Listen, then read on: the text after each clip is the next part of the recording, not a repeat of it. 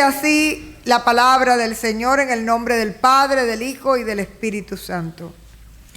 Pero por la gracia de Dios soy lo que soy. Y su gracia no ha sido en vano para conmigo. Antes he trabajado más que todos ellos, pero no yo, sino la gracia de Dios conmigo. Esto es palabra de Dios.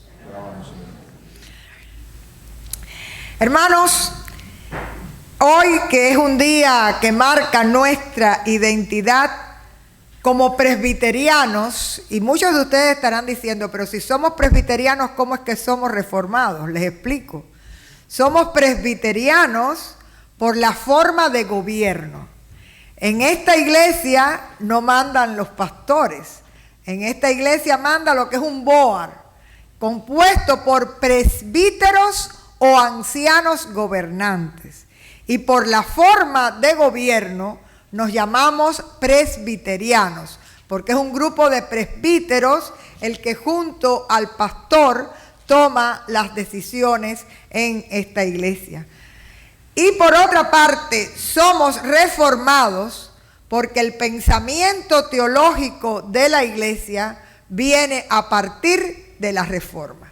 A partir de esto que hemos leído, que vimos por ejemplo con el credo de Añorga, que nosotros creemos que la fe es un don de Dios especial, que tú no puedes hacer nada para comprarla ni para recibirla, sino que el Señor es el que tiene esa gracia contigo, que la vida nuestra es santa, porque santos somos todos los que somos llamados y escogidos por el Señor para servirle en el lugar donde Dios te ha puesto, que no hay diferencia entre un sacerdote y una persona de la vida común, porque nosotros creemos en el sacerdocio universal de los creyentes. Es decir, lo que dice la palabra, todo lo que tú haces, lo haces para el Señor. Y eso es parte de nuestra facultad, podernos orar directamente al Señor, podernos confesar directamente y procurar su perdón y enmendar nuestra vida. Tenemos la libertad que Cristo nos da cuando nos libera de las tinieblas a su luz admirable. Y creemos, cuando ustedes digan, ¿en qué cree tu iglesia? Tú dices, en la centralidad de Cristo y de la palabra. Para nosotros la Biblia es centro de nuestra fe. Así que, hermanos, de manera general, teniendo en cuenta las 5 solas, ¿cuáles eran? Solo la fe, ¿cuál más? La gracia, la escritura, Cristo y Dios, solo a Dios la gloria. Y yo creo que en este momento todos los cristianos, todas las personas que tenemos a Cristo como nuestro Señor y Salvador, estamos, ¿verdad?, en esa misma línea. Así que hace unos domingos atrás habíamos estado predicando sobre la gracia. Y realmente el gran maestro de las doctrinas de la gracia fue San Agustín, como doctor de la iglesia. Él es el que más profundiza y trabaja el concepto de la gracia. Pero realmente nosotros tenemos el privilegio de que Calvino retomó el pensamiento de Agustín. Y una de las cosas que nos caracteriza como presbiterianos es nuestra manera de ver la gracia o de entender la gracia de nuestro Señor Jesucristo. Así que hoy vamos a estar trabajando en un concepto que es muy presbiteriano, que es la gracia irresistible de Dios. Y vamos a partir de un razonamiento. Dios, nosotros creemos en un Dios que es soberano y omnipotente. Quiere decir que eso es también parte de nuestra identidad, reconocer la soberanía de Dios. Y cuando usted dice que Dios es omnipotente, la Biblia le recuerda algunos pasajes donde vemos que el poder de Dios es ilimitado, que nada es imposible para el Señor. Dice Génesis 1:3, que a la voz de Dios estaba el caos y estaba la nada, y él dijo, sea la luz, y fue la luz, y la nada y el caos le obedecieron e hicieron lo que Dios decía. Dice el verso 2 y 3 del Génesis 1. Y la tierra estaba desordenada y vacía, y las tinieblas estaban sobre la faz del abismo, y el Espíritu de Dios se movía sobre la faz de las aguas. Y dijo Dios: sea la luz. Y con su autoridad omnipotente fue la luz. Ese es el Dios en el que tú crees. Ese es el nuestro Dios. Dice Juan 11:43 que Lázaro hacía 4 días que estaba en el sepulcro. De hecho, estaban preocupados cuando el Señor pidió que movieran la piedra porque ya podía estar apestando.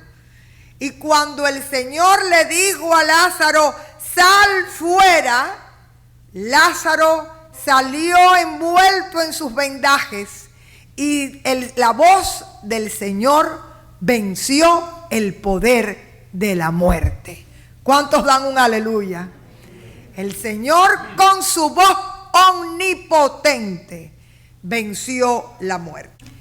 También nos cuenta la palabra que estaba Leví, el cobrador de impuestos, allí haciendo su trabajo, y en Marcos 9:9 nos dice que llegó Jesús, que lo llamó y que él lo dejó todo ante la voz omnipotente e irresistible de Dios. Leví dejó de ser el cobrador de tributos. Dice la palabra: pasando Jesús de allí, vio un hombre llamado Mateo que estaba sentado al banco de los tributos públicos, y le dijo: sígueme. Y se levantó y le siguió. Dice que estaban los discípulos pescando con sus redes, y llegando Jesús allí a la orilla del mar de Galilea, Mateo 4:18 en adelante, vio a 2 hermanos, a Simón Pedro y a Andrés, que estaban echando las redes porque eran pescadores. Y solo la voz de Cristo dijo: venid en pos de mí y os haré pescadores de hombres. Y la voz omnipotente del Señor, ante esa voz, ellos dejaron todo al instante, dejaron las redes y le siguieron. Estaba Jesús con sus discípulos en la barca y comenzó una tormenta extraordinaria. Lo pueden leer en Mateo 8:25 en adelante. Y vienen sus discípulos asustados a despertarle: ¿no te das cuenta que perecemos? Y el Señor les responde: hombres de poca fe. Y levantándose, reprendió los vientos y el mar, y se hizo grande bonanza. Quiere decir que hasta los vientos le obedecen, porque ese es el Dios omnipotente, y su omnipotencia es irresistible en todo. Él vence la muerte, su omnipotencia vence los vientos, su omnipotencia de la nada y del caos hace una nueva creación. Su omnipotencia llama a las personas y transforma sus vidas. Y ante esa omnipotencia irresistible de Dios, viene también su gracia, que es irresistible. Y ustedes dirán: pero no siempre la gente responde cuando Dios le llama. Tienen razón. Por ejemplo, cuando a Esteban estaba siendo apedreado, a punto de morir, y allí estaba Saulo de Tarso siendo testigo, Esteban dice en Hechos 7:51: duros de cerviz e incircuncisos de corazón y de oídos, vosotros resistís siempre al Espíritu Santo, como vuestros padres, así también vosotros. ¿Qué le está diciendo Esteban? Ustedes tienen el corazón tan duro que no pueden entender, que no reciben la obra de Dios en sus vidas. Pero allí, ¿quién estaba? Saulo de Tarso. ¿Y qué pasó un tiempo después? Que Saulo fue alcanzado por esa gracia irresistible de Dios para servirle, para evangelizar al mundo gentil. Otro de los ejemplos bíblicos de resistencia a la voz de Dios es el clásico de Jonás, que Dios le manda a ir a Nínive y él se va a Tarsis, hasta que el Dios omnipotente provee una serie de sucesos que le llevan a que él obedezca y armonice su voluntad con la voluntad de Dios. Cuando Dios quiere vencer la resistencia y la rebeldía humana con su gracia irresistible, el ser humano no puede resistirse. Cuando Dios quiere, Dios lo hace. Su gracia es omnipotente y Él puede inclinar cualquier corazón rebelde a la voluntad de Dios. Incluso en un proceso, pero también en un instante. Dios con un solo acto puede quitar el vendaje espiritual de la persona, la ceguera espiritual, le despierta espiritualmente y esa persona es elegida. Como dice también en la teoría de la gracia, viene la predestinación. El Señor te ha llamado, el Señor te ha escogido, el Señor te cubre con su soberanía y su gracia, y entonces tú respondes al Evangelio con el don de la fe que el Señor pone en tu corazón. Eres regenerado en el nuevo nacimiento y para vida eterna eres parte del pueblo de Dios. Cuando Lázaro estaba muerto y nadie pensaba que podía salir de la muerte, solo la voz de Cristo y el llamado le trajo de muerte a vida. Y hay un texto bíblico que es muy interesante y se usa mucho en las clases de escuela dominical de los niños. Y es la historia que se encuentra en Números 22, del 21 en adelante, de Balac y Balaam. El pueblo de Israel en su salida de Egipto a la tierra prometida pasa por diferentes territorios, pero hay un rey que se llama Balac que quiere vencerlos y llama a su profeta Balaam para que maldiga al pueblo de Israel. Originalmente Balaam rechaza la idea del rey, pero después sucumbe a la tentación y en el camino se narra una historia extraordinariamente sorprendente y hasta simpática. Dice que él iba en su mula y que Dios le impone un ángel para impedir el paso. Y el animal puede ver al ángel, pero Balaam, con su dureza y su ceguera espiritual, no lo ve. Y lo que hace es esquivar, la mula esquiva al ángel.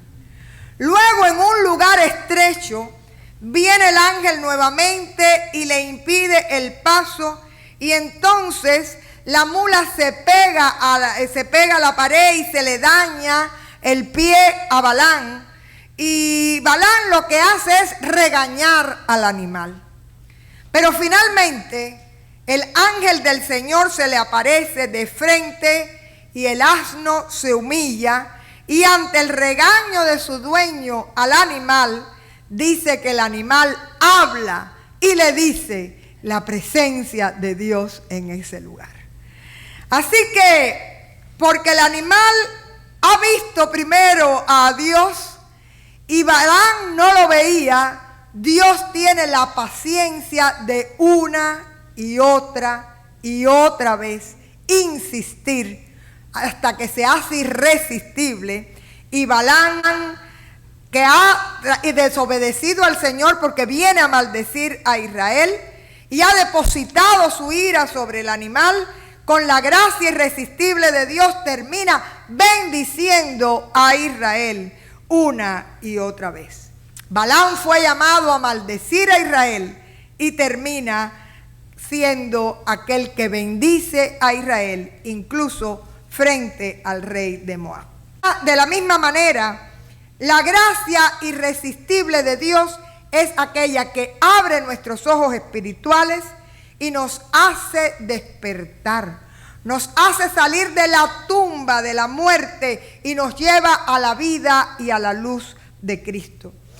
Esta es la mayor bendición que el pueblo de Jesucristo recibe.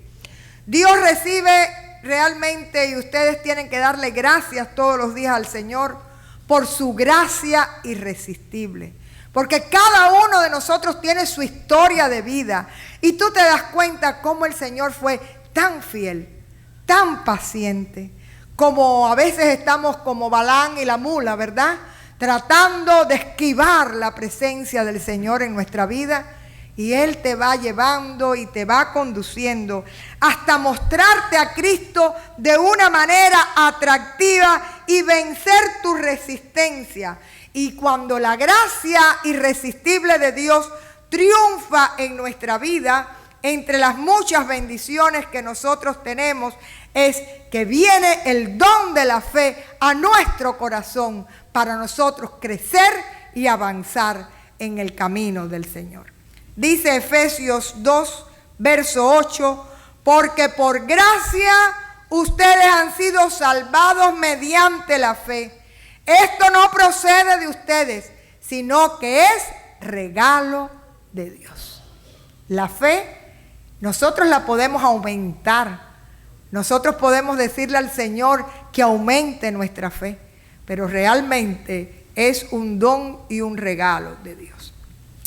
Hermanos, ¿cómo podemos ver toda esta teoría en nuestras vidas? Primeramente, le damos gracias a Dios por su gracia irresistible que nos ha alcanzado.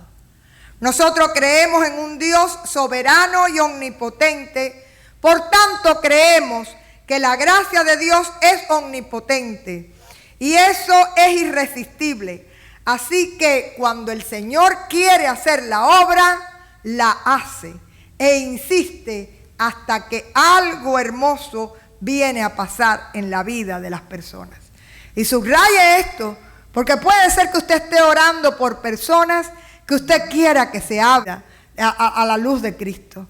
Cuando usted ora y en la gracia irresistible del Señor va trabajando en sus vidas, y cuando el Señor quiere en ese momento, el Señor logra derribar los muros de rebeldía y de indiferencia de la vida de las personas. Y recibe esa palabra si usted está orando, porque el Señor hace su obra perfecta. Pero es que la gracia de Dios se manifiesta en todas las áreas de la vida.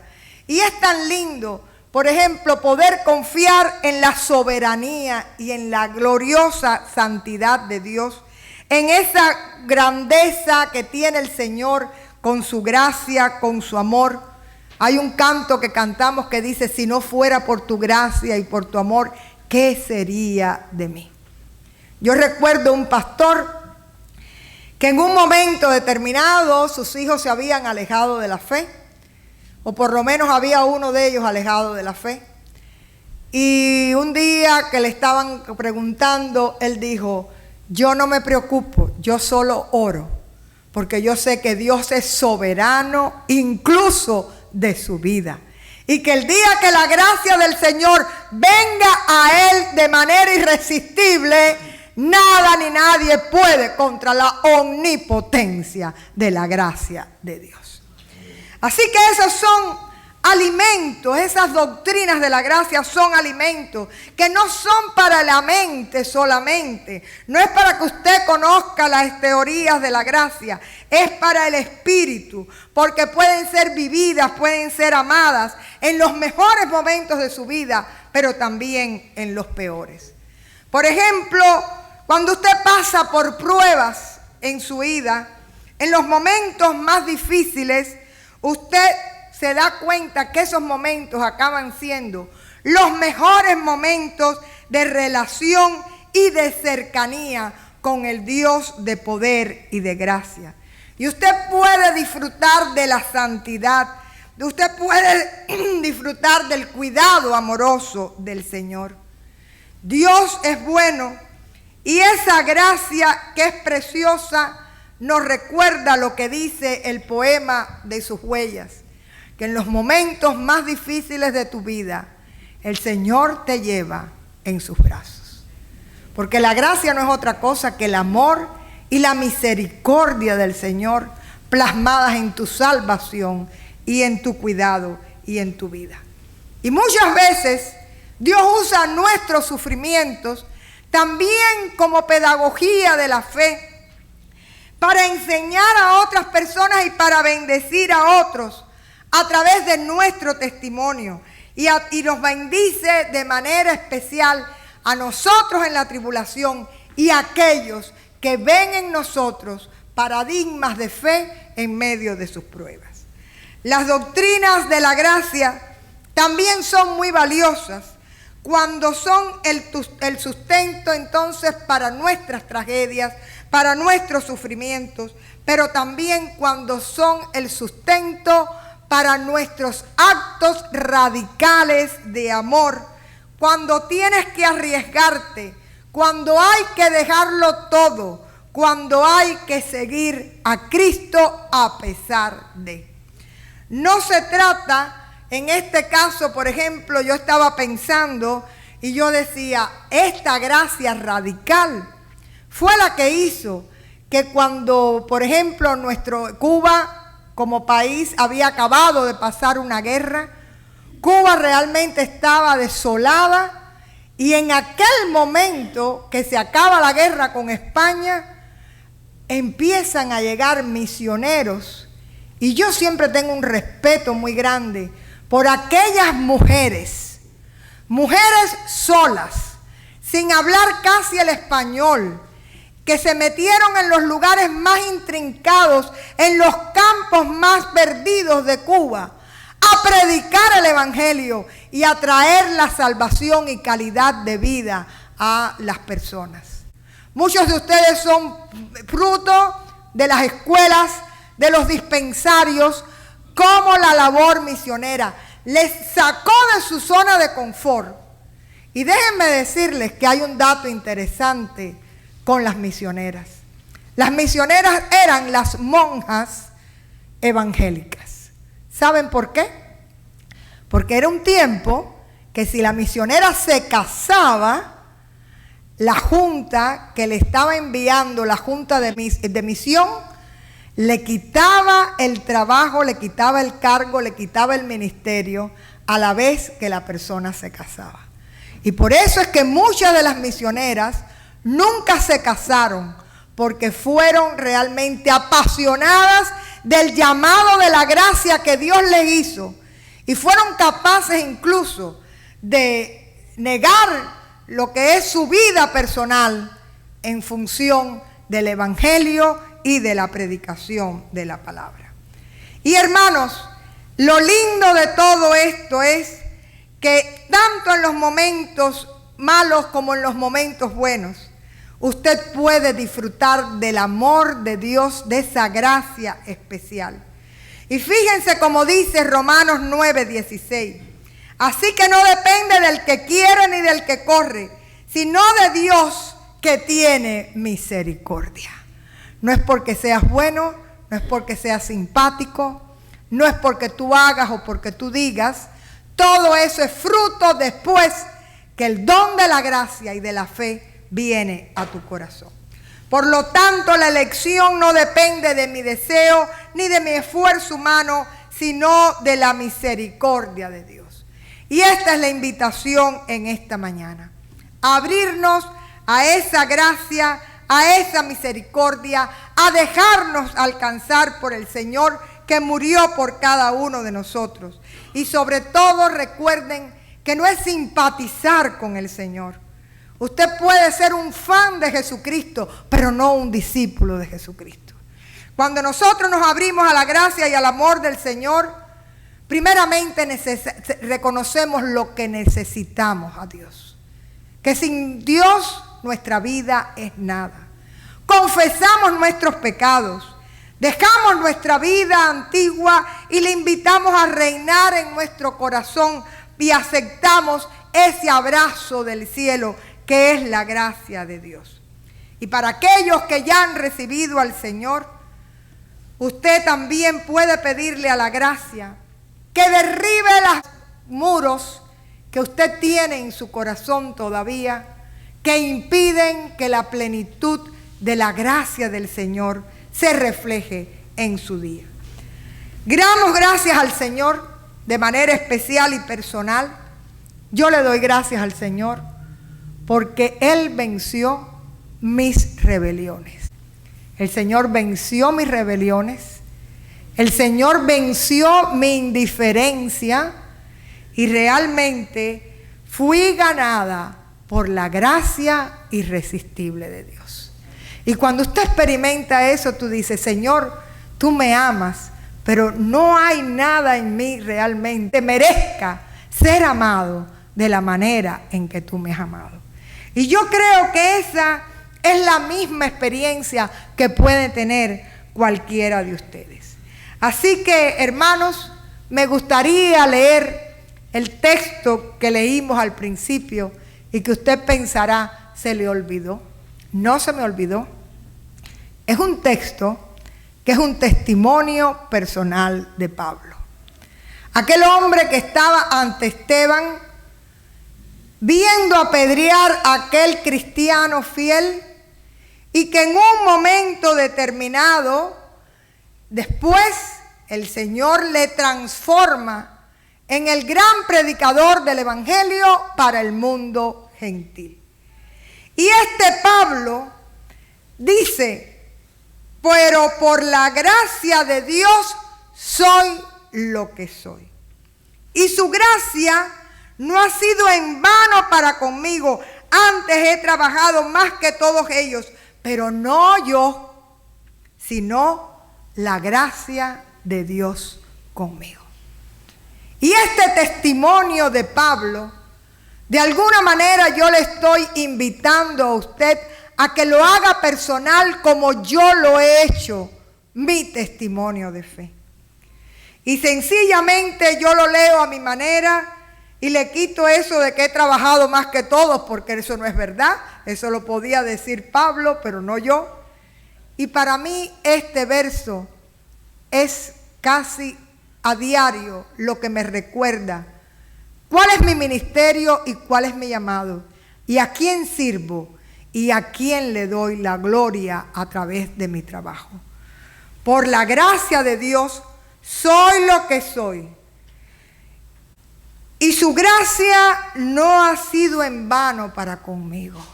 ¿Cuántos pueden decir amén? La gracia del Señor, no la deseches. No seas indolente con la gracia de Dios. Por la gracia de Dios soy lo que soy. Y su gracia no ha sido en vano para conmigo. Pero no yo, sino la gracia de Dios conmigo. ¿Cuántos pueden decir no yo? La gracia de Dios conmigo. Hermanos, qué privilegio poder recordar hoy que como iglesia presbiteriana reformada creemos en un Dios soberano que es omnipotente y que su omnipotencia también está en la gracia irresistible que nos alcanza. Permita usted que esa gracia sea fuente de tu vida, sea un tesoro en tu fe, sea el fundamento de tu alegría y la esperanza de tu vida. Oramos pidiéndole al Señor su bendición y su gracia para nuestra vida. Y si alguna vez usted no ha hecho su oración de fe, puede decirle allí en su corazón al Señor: Señor, yo quiero ese don de la fe. Yo quiero tu gracia irresistible en mi vida. Quita lo que estorba y pon lo que falta.